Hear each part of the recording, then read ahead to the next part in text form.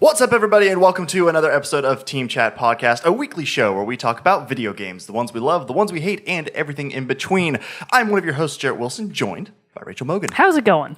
And if this is your first time listening, thanks for joining us. You can subscribe to the show across podcast services such as iTunes or SoundCloud, as well as our YouTube channel, where you can watch the video version of each episode. Have thoughts, questions, or suggestions? Email us at teamchatpodcast@gmail.com or find us online at Twitter, Instagram, and Facebook.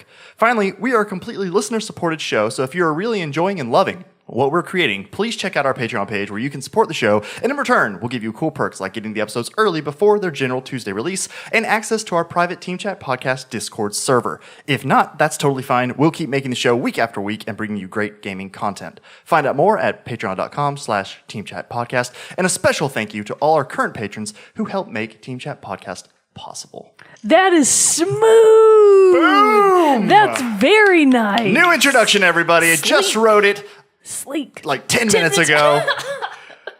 Wasn't going to be able to have it memorized, so that is why I had to read that off. In case you could tell on the video version, audio people are probably like, my God, he just refined it so well. He's doing good. He's just so next level now. I felt like the old intro needed a little change up. That's nice. It's really nice. Thank you. Thank you. Muy bien. I'll even do an encore round of applause. Thank you. If you're listening, that's mostly Jerrett's hands actually making sound. Mine are too small. They don't make any... Well, you got to get closer to the microphone. That's what they're here for. I'll do better next time. All right. Well, before we get to the main topic of today's show, let's get some news with our Moment with Mogan. All right. It's going to be a nice, action-packed couple of weeks here at the end of March and beginning of April.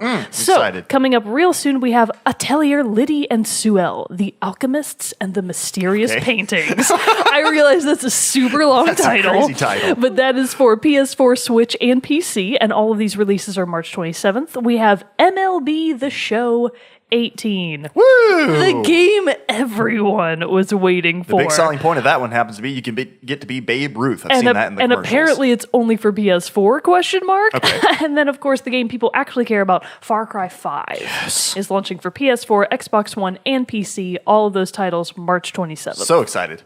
It's going to be pretty awesome. I want to know what you think about it. I'm sure you'll play it before I do. Oh, yeah. I mean, my plan is, it comes out today, the day that you're listening to this. I'm hoping by the time you're listening to this, although I'm getting the same day delivery by Amazon that usually comes like 2 in the afternoon, which is good because I need to actually be working today, but instead of playing that game all day. But Tuesday night, I'll be getting into it. So that week, whenever we do record, I'll be able to give a good first impression. Indeed. Yeah, I'll be looking forard to that. I'm so excited. We're even getting I'm getting a little bit more into the cult mood though. Sam and I started watching that new one that's on Netflix, that Wild Wild Country.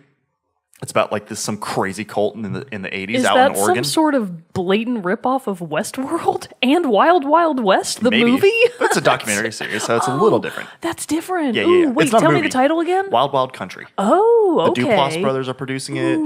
We watched the first episode the other night. Wait, I'm sorry. Really what's this good. on? Netflix. Oh, I'm going to watch it's like that. six parts, I think, like that. Oh, that sounds like awesome. An hour long. Yeah, including non-video game news, everybody. Yeah, Wild Wild Sometimes. Country. Apparently, it's good. So far, so good. We were kind of starting, and we were like, I don't know how this is going to go. Then, like 10 minutes in, we were like, oh yeah, we're hooked. Well, this is good. But yeah, so I'm getting into that cult mood. Excellent. You always have to be in the right mindset to really fully enjoy a game. Absolutely. That's why you can only play scary games at night. Exactly. And then Agony for PS4, Xbox One, and PC. Speaking of scary games, there it is. Agony, PS4, Xbox One, and PC at the very end of the month, March 30th, and then beginning of April, you can look forward to Pillars of Eternity 2, Deadfire. Okay. PC right now, April 3rd. Very nice. I bet that game will come eventually later to consoles. I think the first one did. I think. I don't know. I feel like I've seen that at Target and other places. You know how PC games are, though. I know. Yeah, it didn't say PC and Mac. Sorry.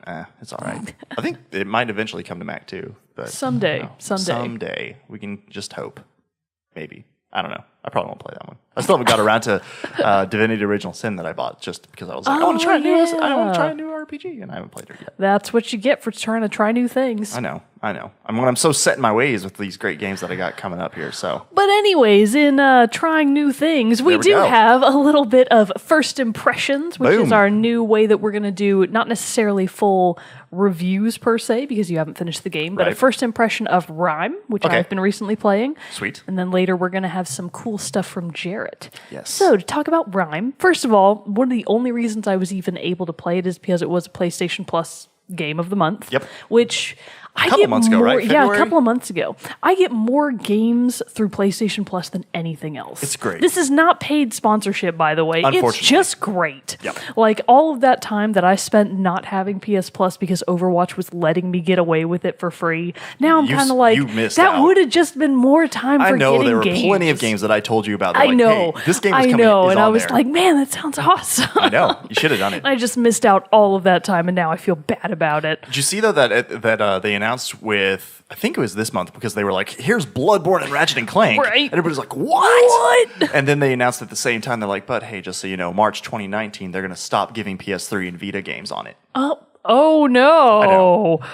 I was kind of How like, terrible. but then that also possibly opens it up to where they could start offering way better games. Like, I mean, they occasionally drop great ones, like this month with Ratchet and Clank Right. and Bloodborne. But maybe now they'll be able to start doing that more often. Yeah, because I think to that's make agreements for the PS3 and Vita games. absolutely valid. Plus, I mean, from a sheerly business perspective, it was time. It is time. In those two consoles' life cycles, it's been probably past Especially time, as there's really. already rumblings of like next gen coming semi soon. Who knows? Next couple of years. We don't even have PS4 Pros yet. I know. We don't even have that I'm probably mid-console gonna upgrade. I'm honestly at this point probably just gonna not Well, and stick I out don't my know. PS4 until the PS5. I kind of wonder if you'll really be able to hold out on that God of War special PS4 Pro bundle.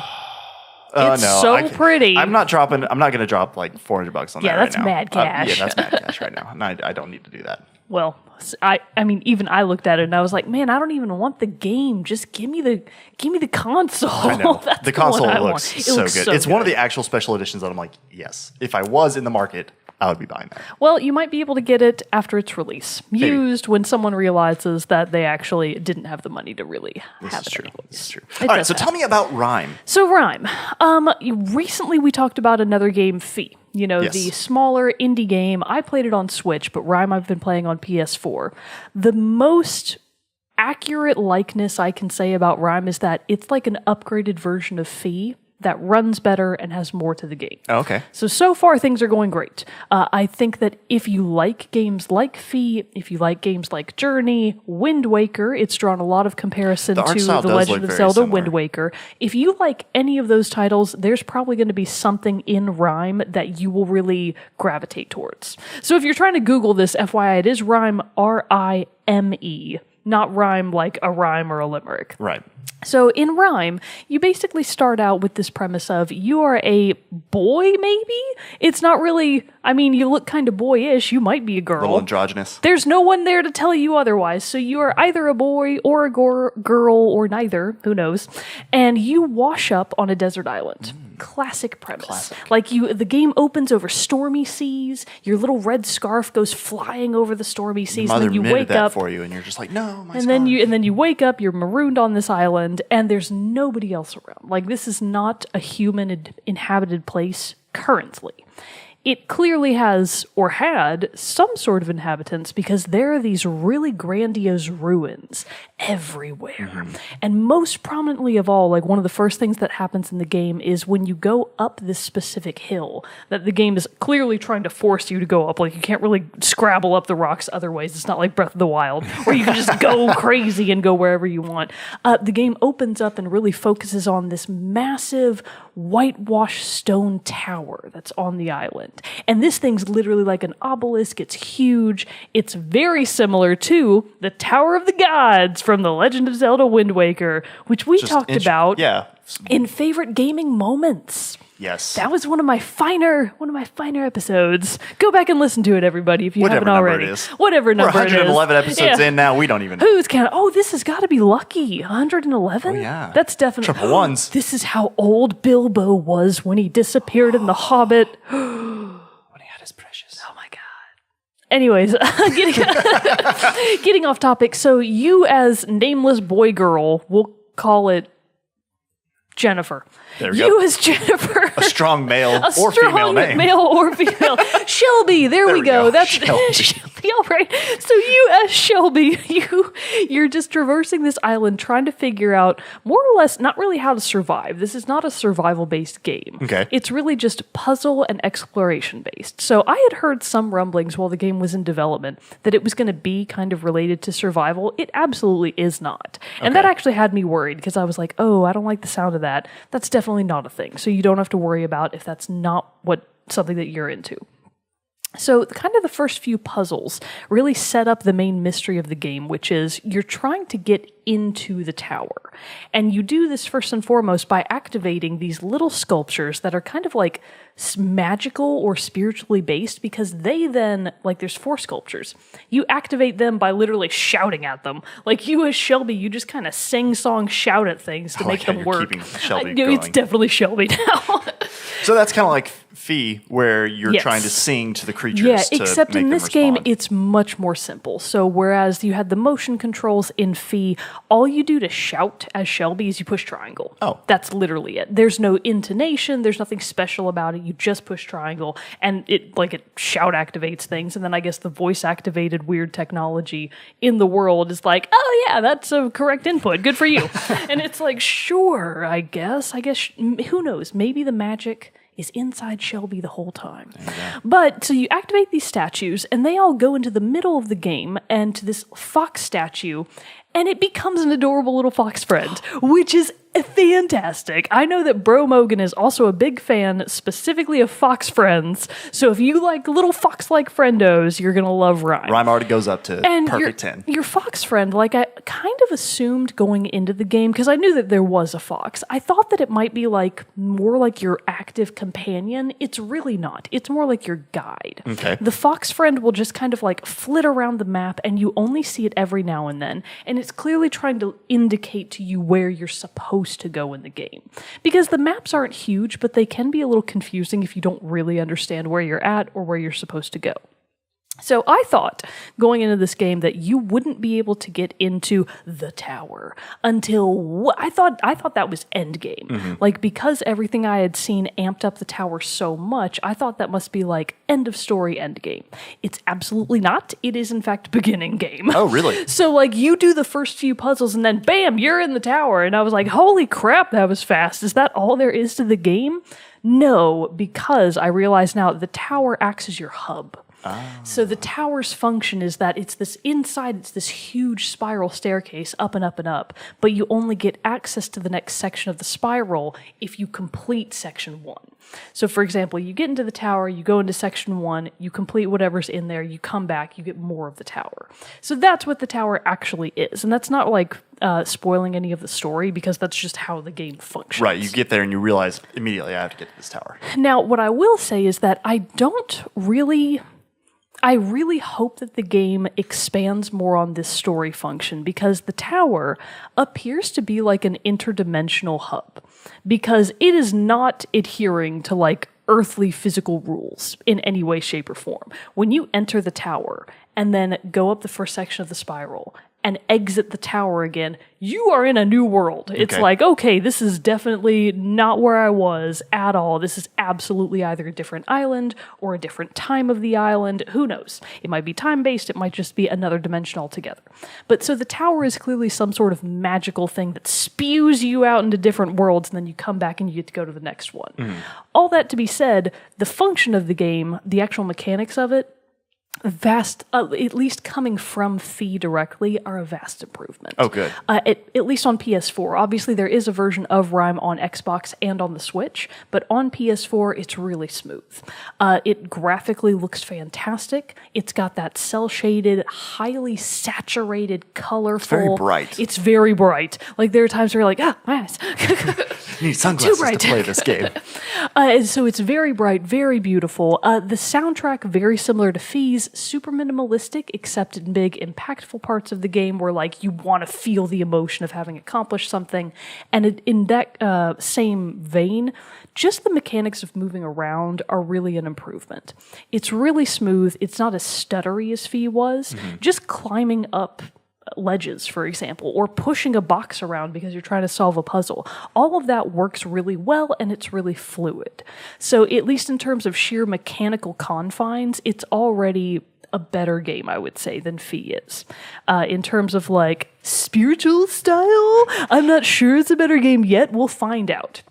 Because this one is not made by Zoink, right? No, Who made this Fee. is from Spanish-based Tequila Works. Tequila Works. Yes, I was so happy to see that it's like a really good game. And apparently the Spanish government like did stop being a dick to the gaming industry. Good. So Good. yeah, they were like, just kidding. That was a false alarm. Because RiME had just come out, so we were like talking about it. And then it seemed like the next week Yeah, they were and like, then, "Hey, we're the taking all very tax next cuts." week, the Spanish government was like, video games, right? Who needs their money? And so they took away like all of the grants and funding for the video game industry in Spain. And we were like, what the It's crazy. And hell? Tequila Works, it was like talked about, and they're like, "Yeah, this could have an impact." They were like, this blows, but apparently they figured it out. Like, things are back on the not apocalypse track for Spain. So hopefully we will continue to get more games out of Tequila Works. RiME 2 at least. I know, they're doing a great job.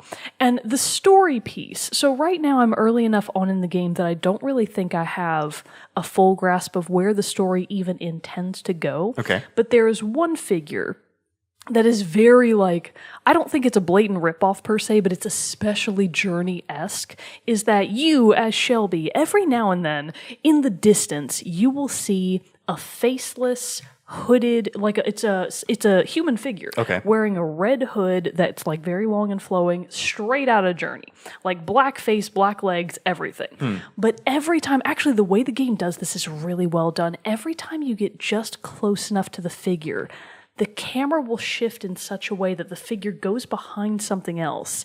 And then when you come out on the other side of it, the figure's gone. Ooh. So it's like very almost horror movie-esque where you're like, oh, I'm almost there. Oh, where'd he go? Oh, where's Shelby Sr.? And you just don't know. So you're clearly following this red-cloaked figure to somewhere.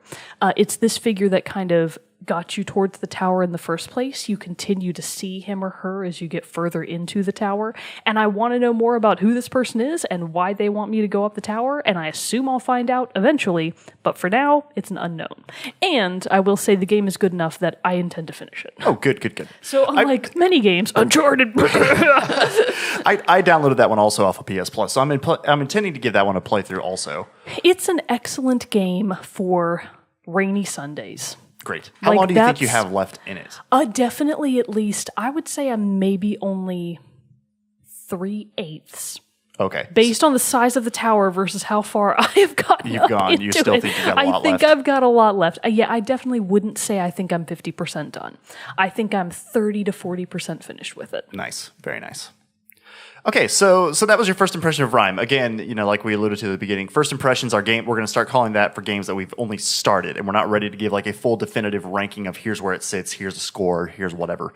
But we're score 10 out of 10. Oh, so early. No, it's so premature. But so what we're going to do now is we're going to wrap up or the second part of today's show is I'm going to be giving the full final review.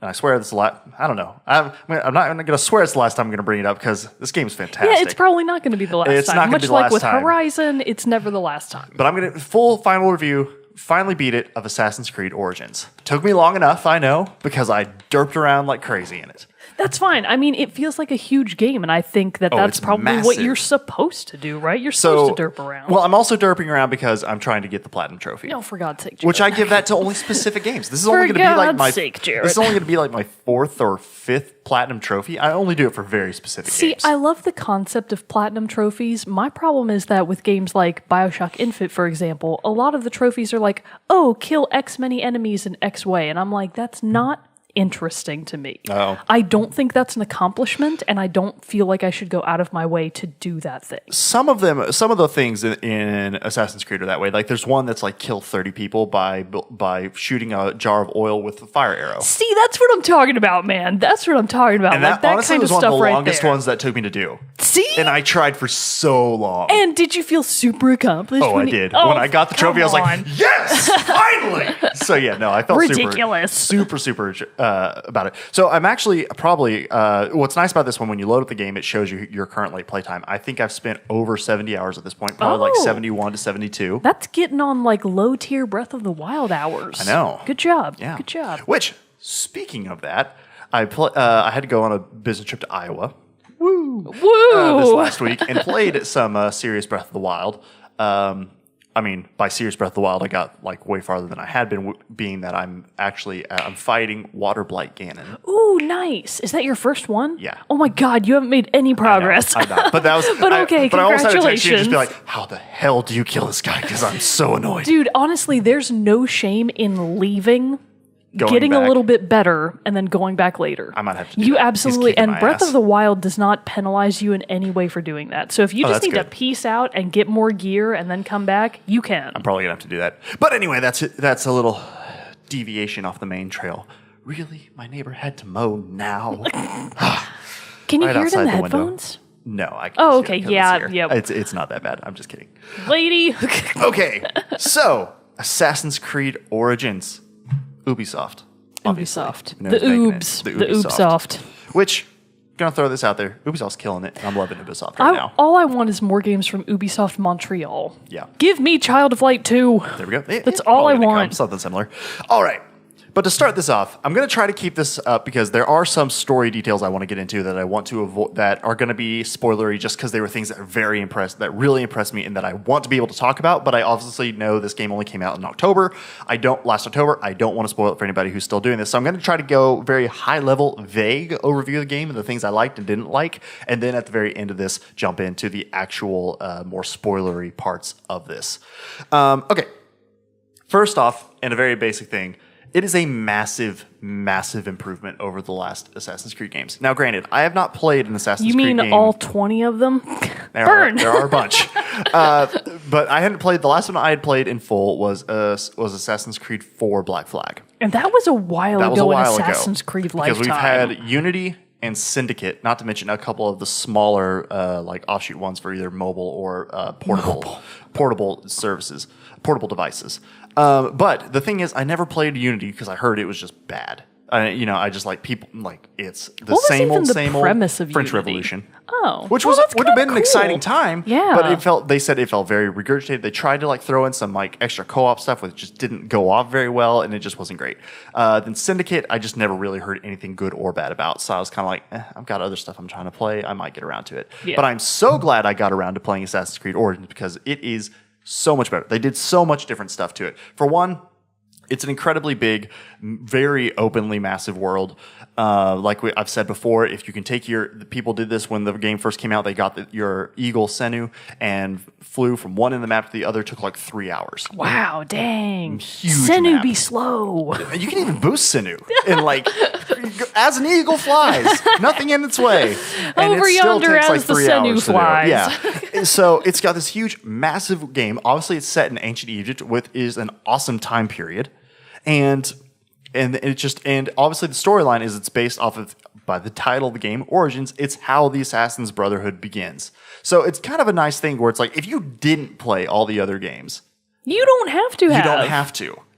This one will be like a good starting point. But I will say though, as someone who has played a whole lot of the other games, it was, especially in the third act and the culmination of the game, it was immensely worth it to have played the other games. Ooh, that makes So me I'll get into intrigued. that a little bit Yeah, I want later. to hear more about that. So core gameplay is still similar. You're an assassin. You go around. You can be placed stealthily and go in, assassinate targets as you need. You have your hidden blade, which is the thing on the arm that shoots out of this thing. For those who don't know, aren't aware. For those of you that don't own one at home, am I right? Seriously, I've got 5. And only 2 arms. 2 arms, but 2 go on the legs. And then I don't know where the last one would go. But anyway, but it's also one of the more graphically. I know games get better, graphics get better, games keep getting more and more beautiful, but this game is ridiculously pretty. Just next level, off the charts. It's I don't remember really in a lot of games. Horizon did this, I feel like, but there will be willow trees or something, and their branches are swaying. They're not just there. I love stuff like that. Sunlight is filtering through. There's an excellent day-night cycle, which day-night cycle it affects how AI soldiers sit. Like I was talking about shooting the oil jars. Well, if you go to a campsite at night where you're fighting them, you'll see soldiers huddle around a fire with an oil jar. Oh, So, I love stuff like that. That's a nice touch. yeah, it really helps out with these different things where you can learn how to do it. The other big improvements is it makes it way more RPG-esque rather than just a story-based thing. You have your main character. You can get different outfits. You can buy some different weapons that affect the attack defense ratio, but they don't overall do a whole lot of difference. This game actually like has weapons that have abilities like getting health on hits, health on kills. They can poison enemies on like a block or an attack or something like that. So they can have or increase their critical hit strike percentage. You know what I feel like Assassin's Creed Origins should do in DLC? What? To really boost their revenue? Make a DLC pack where your main character gets outfits from Black Panther. Ooh, that'd be tight. That'd be like M'Baku's. They do. Oh, that would be so cool. They do have a lot of outfits that you can buy, or like weapon and outfit packs that you can buy in the store. Like that's really the only microtransactions there are, is that you can buy cosmetic items. Okay. Well, You can buy cosmetic items, cosmetics. cosmetic items, and time savers. So like money, different stuff like that, that you could use to buy different things. Cheating. Pay to win. But nothing. No, it's really not pay to win, because also there's not any multiplayer, so there's not really a way to make it play to win. I'm winning against myself. But exactly. But so you can they have they have a For Honor weapon pack. Oh, they have that's kinda cool. tie-ins and different stuff to their other That's Ubisoft games. neat. So there have been quite a few that I'm like, ooh, I might want to buy those. Yeah, that sounds awesome. But they also do a really good job through quests and things like that of rewarding like really cool outfits. Like I just got one the other day because I finished a big mission and it gave me some cool stuff. So not only does it have this cool ancient history setting and the beautiful just like the locations in this game are mind-blowing. You'll be going in Alexandria and it's this lush, beautiful city, fertile farmlands. Then you'll go to this other area and it's just barren desert. And you're crawling over rocks. There are like lions. It's like going from Texas to Oklahoma. Yeah. Burn. Ouch. But, there's all this different stuff to see and explore. Map is massive. There are caves. There are underwater. Things you can do. Like there'll be sunken ships that you can go loot for treasure. Do you get to go to Atlantis? No. That's Damn. the way other side of the earth. Okay. But you can still go and dive in this. And it's not just like, oh, you dove down, there's this one thing. No, there are like caves and outcroppings and things you can go into. You That's can use pretty underwater awesome. passages to get into like forts for infiltration and different ways to go about it. There's so many different things. Plus the water is beautifully rendered as well. You can even, if you're down diving and then you go back up, you can look and you can see birds like flying overhead through the water. That's pretty awesome. It's amazing. The graphics of this game are really, really good. Then I will say, obviously, it's a huge, massive world game, so they don't go like the animations, like facial animations and like conversations they get the job done. They're not anything great. Cutscene animations, though, outstanding. Faces are very expressive, matching very well with the tone and emotion of the voice actor. Voice acting is great as well. They used motion capture, right? Do you think they did? I think they would have had to a little bit. To get that level of facial expression? Yeah. I think they would have had to a little bit. But man, it's just graphically and on a technical level, superb. And so the main overview of the story is you are Bayek of Siwa, who is a Medjay of this ancient order of protectors of Egypt. A personal tragedy propels him into the story where he uncovers the beginnings of this ancient order, the Order of Ancients, that is later in Assassin's Creed lore becomes known as the Templars, which is who you're fighting against in the other games. And so it just becomes this thing, but it's this very greatly woven story of Bayek's quest for vengeance and revenge mixed in with the political climate of the day. Very well. Like the two combine each other into a very well, they combine very well together.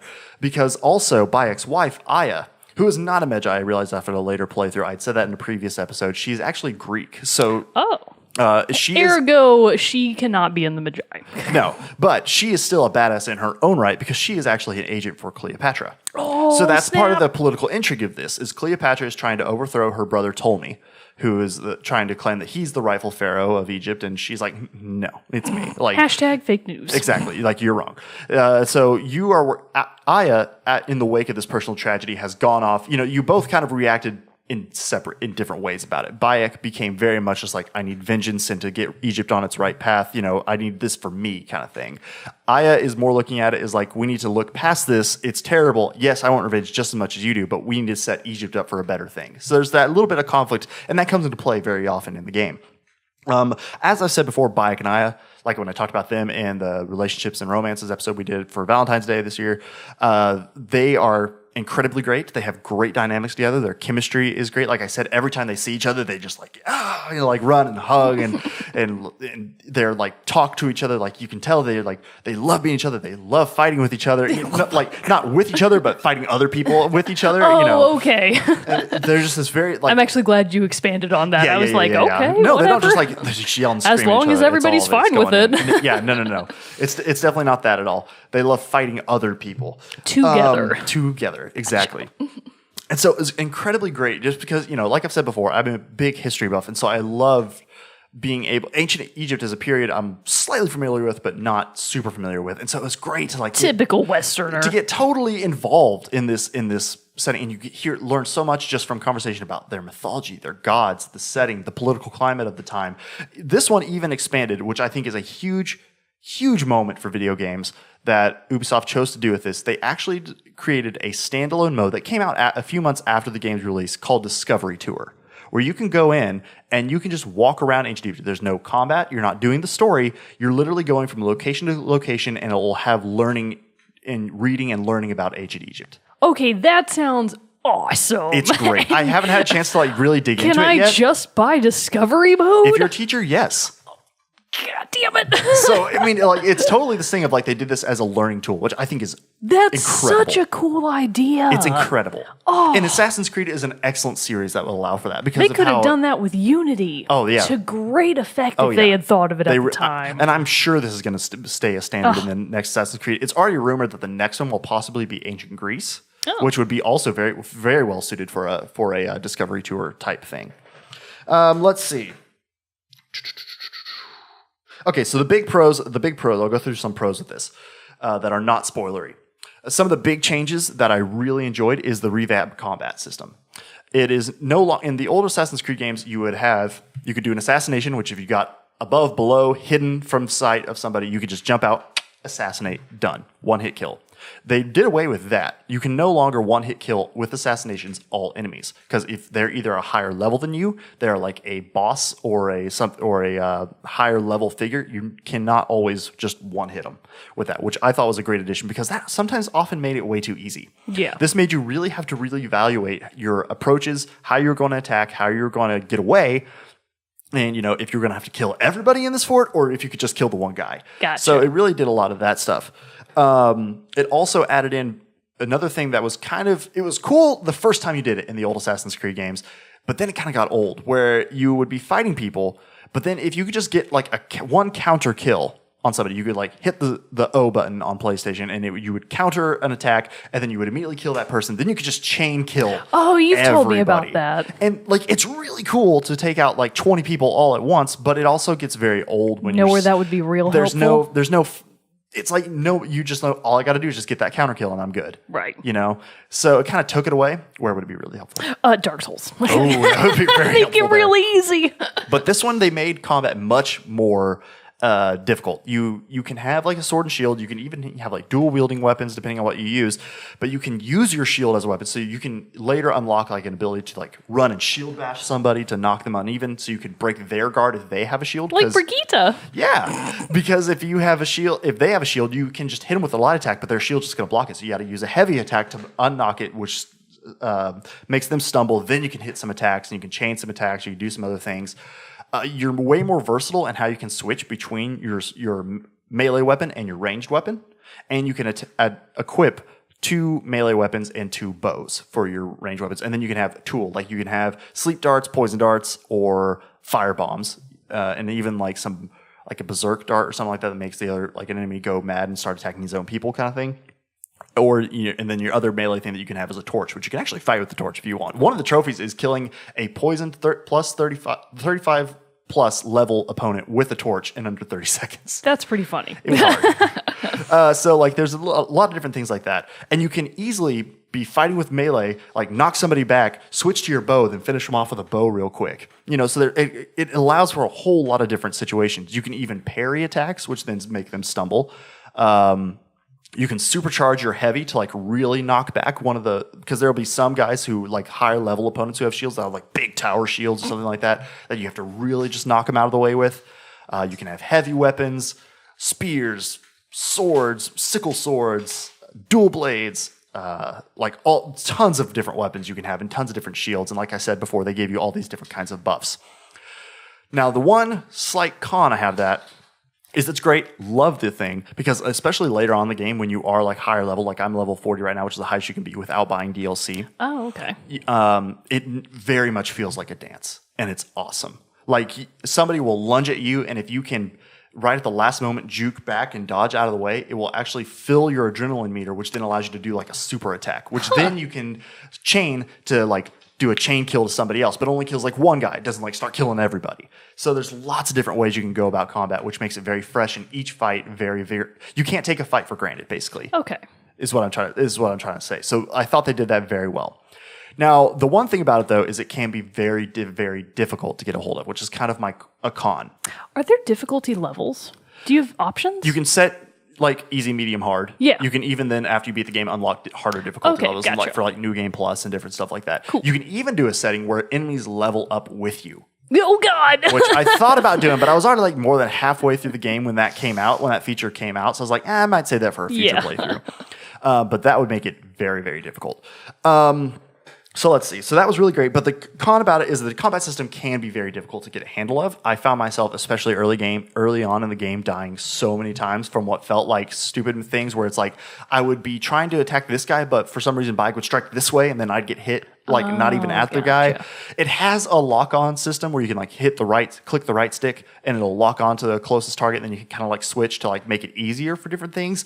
But sometimes it still like didn't work perfectly and a little glitchy maybe. Yeah, and in some fights, like that can be the difference between living and dying. And that would be frustrating. It sometimes got a little frustrating. I'd be like, why'd you do that, Bayek? Why'd you do that? It was him, not me.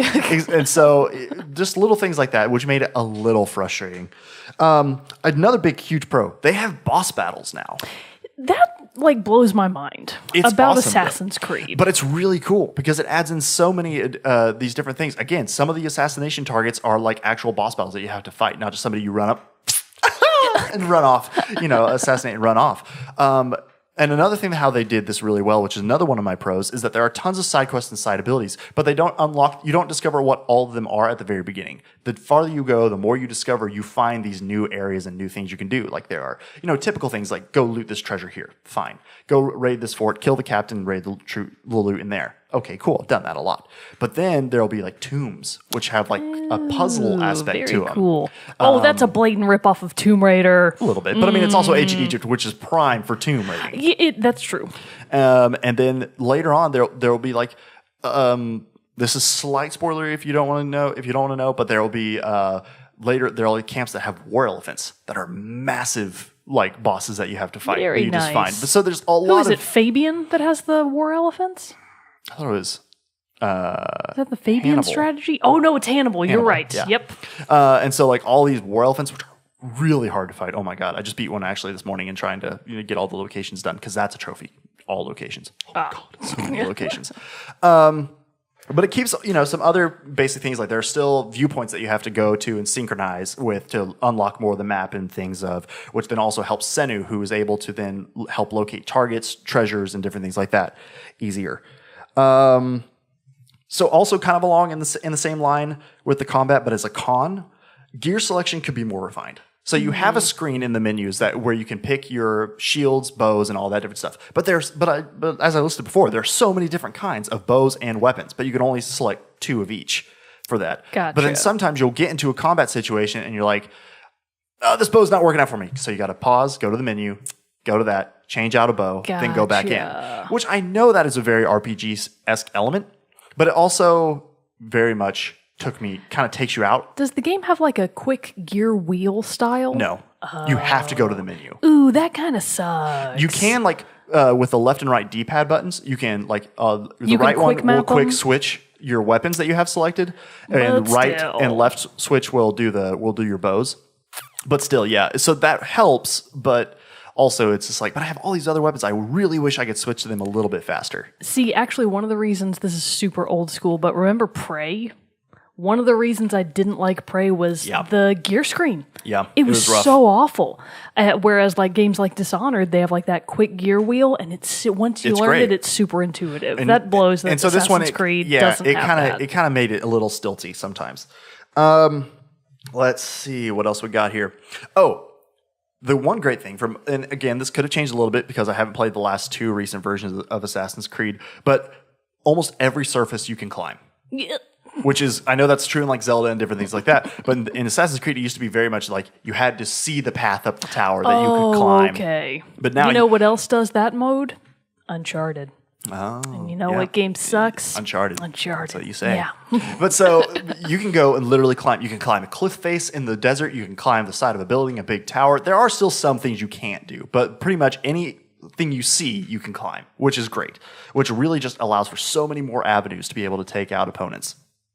Senu is a huge addition. I talked about this last week in Critters, so I don't want to go too much into that. But the integration of Senu and how Senu behaves and takes over instead of the usual eagle vision of games past is really great. You still have a version of eagle vision. You can hit the top button on the D-pad, and it'll like do a scan in the room that like reveals where treasures are and stuff like that. Cheating. But it still doesn't like give it away. It like has a little triangle thing, so you still have to like find the path to get there. Okay. So let's see. I already mentioned character animations are really good. Talked about it a little bit before, but the soundtrack is so good. Sarah Schachner is the composer. Give it a listen. The main theme by itself is great. In fact, I'm actually going to have a selection of this soundtrack for the soundtrack spotlight for today's episode. Nice. But yeah, You said Sarah Schachner? Schachner. Finally a female composer. She's great. She Yes. even did, I think, she might have done No. What other things did she do? I was looking back at her and I was like, oh, she did that? That's really cool. I think she did another Assassin's Creed game. But anyway, so it's an incredible... As I think I said it before, it perfectly fits with the ancient setting, but could also very well go with like Blade Runner. And I think that Blade Runner, like that same kind of feel. It's very like ancient techno-y kind of ancient techno. Oh, back in ye old early 90s. I don't really know how to describe it, its feel very well, but I just feel like it could fit in a very big sci-fi movie game, whatever. Which I mean, Assassin's Creed is kind of sci-fi-ish. But true. then it also fits very well with the ancient setting of the main game. Also, this one a very big plus is it does go to a modern counterpart like the other previous Assassin's Creed games do. Call of Duty Infinite Warfare. That's what it was. And actually Unity. So okay, she did Unity, okay. Infinite Warfare, and Origins. Okay, Those cool. are her only video game titles. But she's done a ton for movies and TV. Nice. So yeah, outstanding work by her. And then, so that was a big thing. Oh yeah, so you do have the modern setting, but it's so limited. I maybe spent 15 minutes of my game time in the modern setting. Was your name Bill? No, it's Layla, actually. Oh, good. So not much to say on that. It is building the future, like current time story, but doesn't really affect much to the ancient storyline, which I thought was great. Gotcha. They didn't spend too much time there. Okay. Other cons, and these are more little spoilery. I'm not going to give basics, but it might like give a little things away. This has been a complaint of mine with other games and Assassin's Creed in the past, but especially I noticed it in the last bit of the game when it's getting really climatic and it's cutting between gameplay and cutscenes or just cutscene to cutscene. Loading screens. Oh. Killed me. Like it was getting bad. Like I was doing the last few missions where it's like, hey, you've reached this point of no return. Like you're going to go this way and you're going to like really set the last third act of the game in motion. And like there were some just really climatic parts and it would just be like, build up, loading. And I was like, God. That is such a bummer. And I know, like, I'm not trying to assume that I know that this is easy to do or easy to avoid, but I know other games can do it. Now, I actually... Without load screens. If I'm not mistaken, and the reason I know this is because actually of Tekken 7. Yeah. Because on PS4, Tekken 7's loading screens are off the charts. Really? Like, they're genuinely terribly unfortunate. long. But if you're playing Tekken 7 on PC, nothing. Really? Yeah. So Okay, it's so maybe actually, it is it's the more device. about the console's processing power and less about the game itself. Okay. So Assassin's Creed, you can actually get it for PC, can't you? Yeah, you can. So I bet it PC might be players better. don't even have to deal with that. But might be like better. us poor console plebs, we're stuck with Buy the one loading machine can screens. play, I'll take that over than having to upgrade. You know my what? gear I all the will time. too. I will take It's that. better. So that was just a little bit of a thing. So yeah, that might be more of a con on the platform I was playing on than the game itself. And then finally, this one is a little story related. The introduction of the main baddie was a little weak and confusing. It was kind of this thing where it's like you found out who it was and you were like, oh, okay. But then in conversations later, they act like you should have known it was this person or had a hint it was this person. But I feel like I was like, but I just met this person. Like, you know, so it felt a little rough around, a little like the end game was fine. The end story was great, but I felt like it was a little, I was just like, wait, but okay. So it just kind of seemed thrown out there. Gotcha. This is the bad guy. And this is the big bad guy. I mean, you've been hunting a lot of bad guys before that, but I was like, I felt like some of the other introductions of the other characters were better than how they introduced the main bad one. So actually, is this getting too into spoiler territory, So, or are you yeah, going to tell us more about who this is? So so here's the thing. I've gone very over high level of all the things that I liked and didn't like about the game. So now I do want to talk a little bit, the last few minutes that we have, I'm going to quickly go through the last little bits of the story, because this is where this game seriously like came alive for me. I mean, I'd enjoyed all of it, but the last, like the third act of the game was fucking great. Like It was so good. And so I am going to get a little bit into that now. So if you don't want to listen to any more or hear any spoilers for Assassin's Creed Origins, I would stop listening now. Skip to the end for the song. Yeah, skip to the end for the song.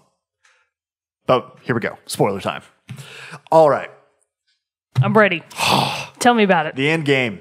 So you've been hunting down this order, the Order of Ancients and everything, taking them out, killing them, trying to avenge your son, Kimu, who was killed in the beginning. That's the personal tragedy that kicks this all You off. should adopt that market kid.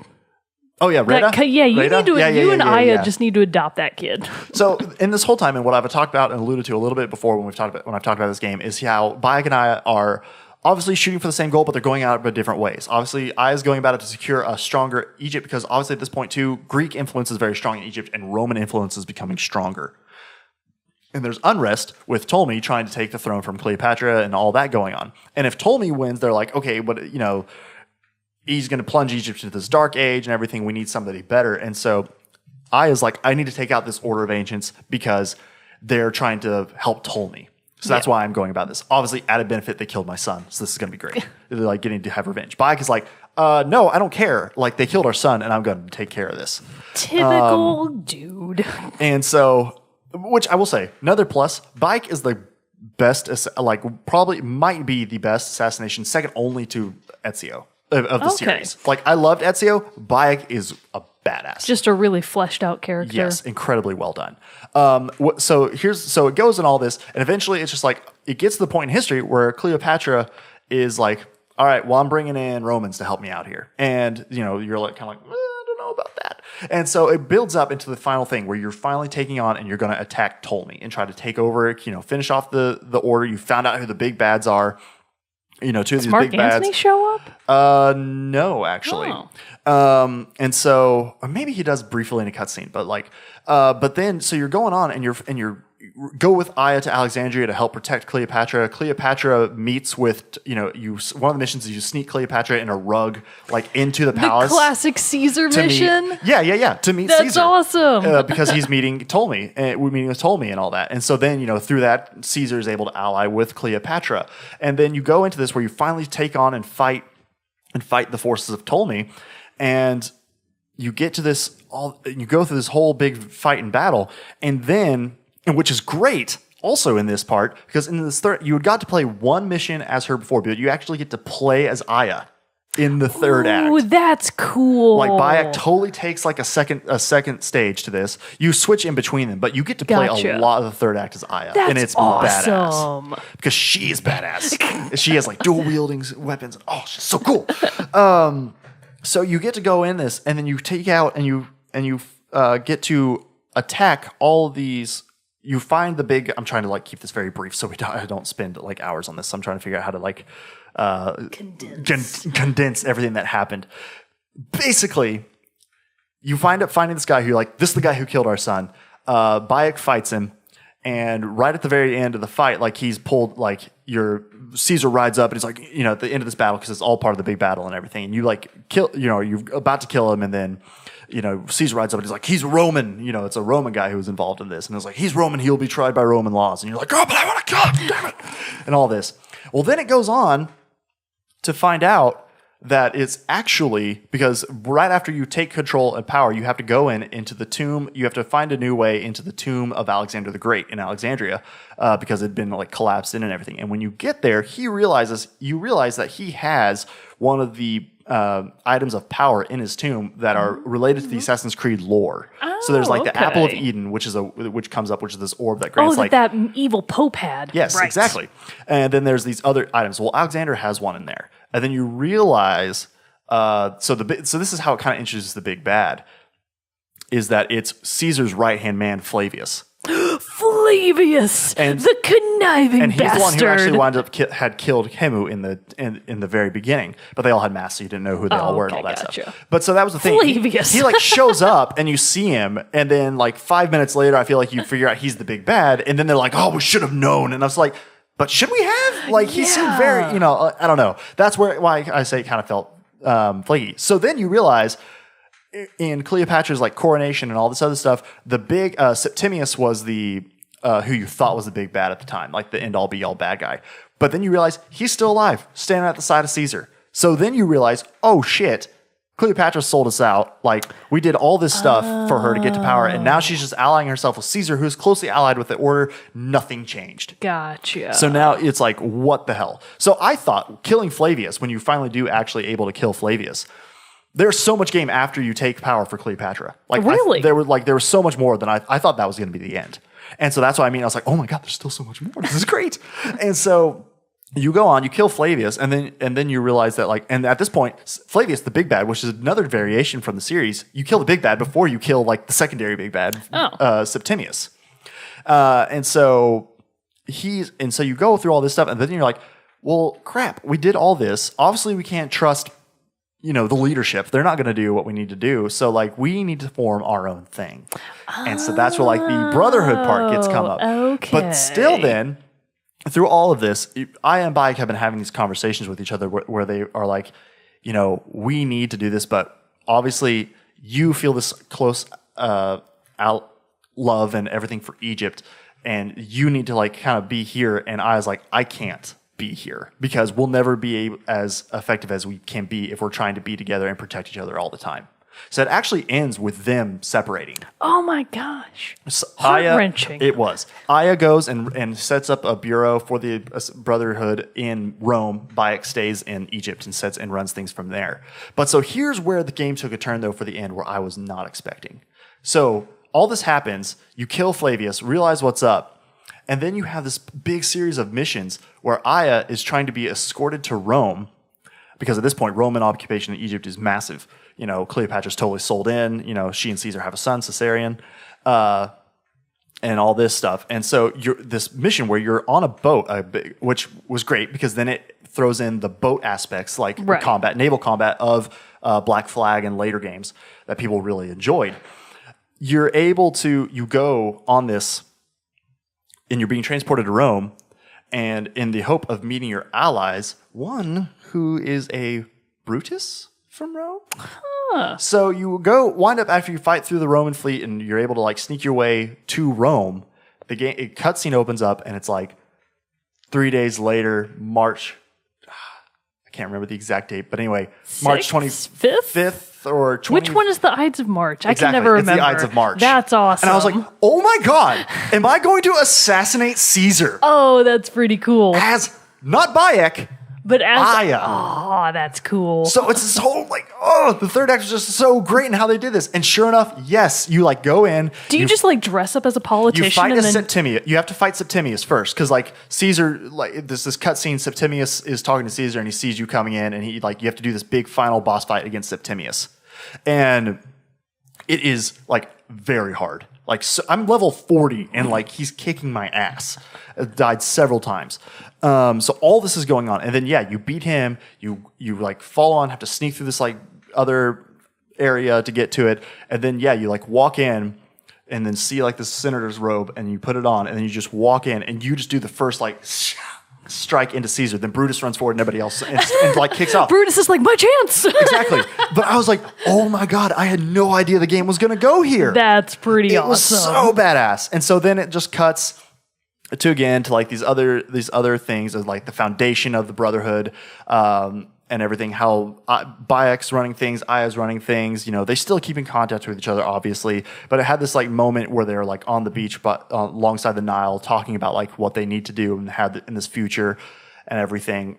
And Bayek like in this moment too, which is one of my favorite things of the end game, the music changes and becomes a melody of Bayek, the Origins theme, but then also the theme from Assassin's Creed 2 and melds them together. And I was like, oh my God, this is so good. That's awesome. And that's what I was talking about. Like, I'm so glad I played the older games and knew what was going on with all that to be able to fully appreciate this like huge moment and the layering of how this game is tying itself back to the older games. Nice. So good. So well done. In fact, one of the things that, like his mark of being a Magi or whatever was a eagle's skull that he kept around his neck, and he like takes it at the scene and is like, "I'm no longer a Magi, I'm protector of all, but I'm doing it through Egypt where I can because we need to be in the shadows, we need to be everywhere." And he takes it and throws it on the beach.